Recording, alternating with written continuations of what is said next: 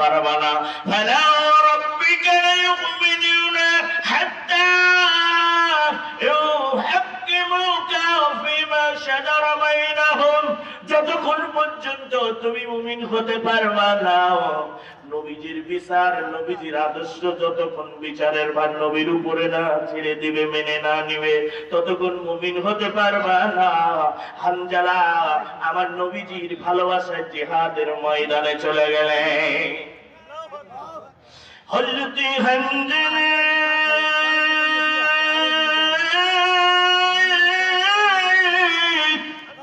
ওই জিহাদের ময়দানে যখন যুদ্ধ করতে আছে, যুদ্ধ করতে করতে এমন সময় হানজালা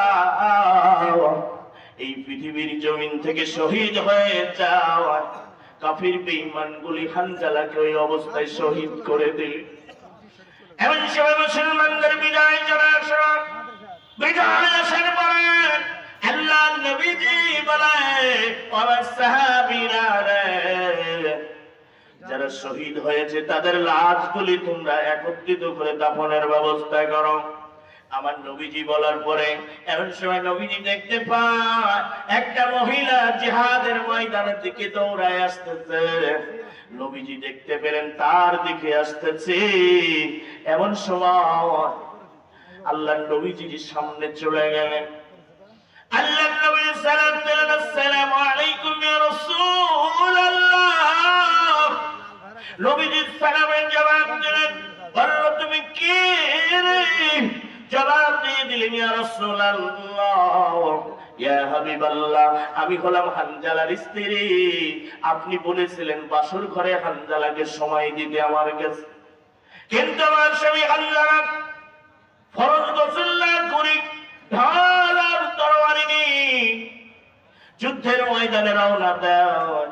কে যেন বলেছিল আপনাকে কারা যেন আক্রমণ করেছে।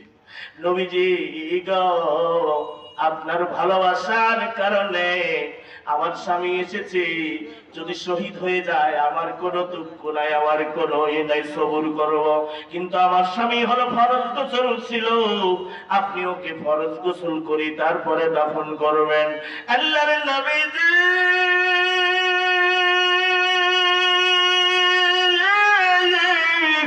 দিকে বলে, সাহাবীরা আমার হানজালার লাশটা খুঁজো না, আমার হানজালা কোথায় গেল না, খুঁজে আর হানজালার লাশ খুঁজে পাওয়া যায় না, এমন সময় দেখতে পেলেন লাশটা নবীজির সামনে হাজির হলো।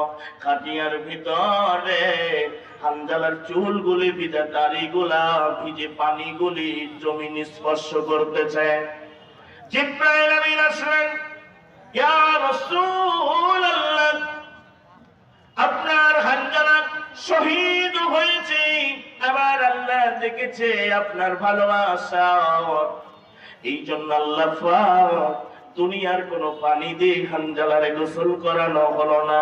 আল্লাহ পাক জান্নাতের ভিতরে হানজালাকে দিয়ে জান্নাতের নহরের পানি দিয়ে গোসল করে দিয়েছে। সুবহানাল্লাহ। বিশ্ববারের নবভারতের কোরআনের পাখি, তুমি যত দ্বিতীয় সাইডে লাগাও, তুমি যত বড় বক্তা হও না কেন, বাংলার জমিনে সাইডি একজনই, আল্লামা সাইদের মতো করে আর কোন আলেম পাওয়া যাবে না বিশ্বের জমিনে। সুতরাং এই আলেম এমন একজন আলেম ছিল যিনি কোরআনের পাখি বলা হয়। এই কোরআনের তাফসীর যিনি বাংলার জমিনে শেখালো, কিভাবে কোরআনের তাফসীর করতে হয় তিনি শিখিয়েছিলেন। এই জন্য বিশ্ববরের মুফাজ্জির ইন্তেকাল করলেন। বেঈমানগুলি হাসি মুক্তা দিয়ে গিয়েছিল, লিগে তাকে ইনজেকশন পুশ করে হত্যা করলেন, শহীদ করে দিলেন। তিনি শহীদ হয়ে গেলেন। তার চেহারাগুলি এমন সুন্দর উজ্জ্বল নক্ষত্র নূরের মতো বের হচ্ছিল। মানুষগুলি মহাব্বতে চুম্বন করে করে জমিন থেকে তারা বিদায় দিয়ে দিল। সুরের পাখি ছিলাম, এমন সুর আর বাংলার মানুষগুলি আর শুনতে পারে না। এমন সুরের একজন ওয়াজিন ছিল যার হাতে 10,000 মানুষ মুসলমান হয়েছিল, যার সুরে পাগল বাংলাবাসী।